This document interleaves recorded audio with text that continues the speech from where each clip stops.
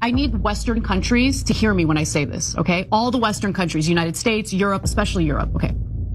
I don't want to hear any whining about the Islamification of your country because of mass migration. As you aid and abet, or at best case scenario, just remain silent at what's happening in the Middle East because Israel wants to build their empire. Okay, the mass displacement that we've seen in the Middle East is the result of us going into countries, bombing countries, overthrowing, governments that Israel doesn't like. All of that stuff has led to mass migration of Muslims. You think they want to go to your stanky ass country?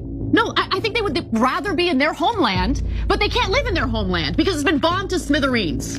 That's the reality of the situation. So if you don't want the Islamification of your country, how about you stop aiding and abetting Israel in their disgusting land grabs and empire building? How about that?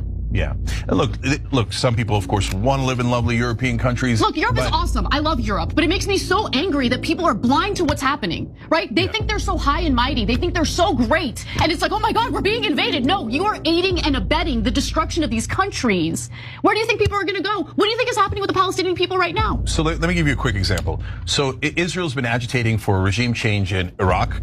They got us to do it, congratulations. And this is not speculation. This is all Israeli prime ministers, Netanyahu, Sharon saying, we want America to attack Iraq. Iraq is our #1 enemy. Now they're saying Iran is our #1 enemy. We want you to attack Iran. And they have said this for different countries in the Middle East. And they've been trying to destabilize the Assad regime for a long time in Syria. Now the Assad regime was terrible and dictatorial, right? So it had plenty of its own problems, but they were looking to destabilize it so they can grab Western Syria. They destabilized it. They did grab Western Syria. They have Western Syria as we speak. But what was the consequence of that? It pushed that entire war and that destabilization pushed Syrians into many countries, other Middle Eastern countries, other European countries. My parents' hometown in Turkey was near the Syrian border. Now it is filled to the rim with Syrian refugees.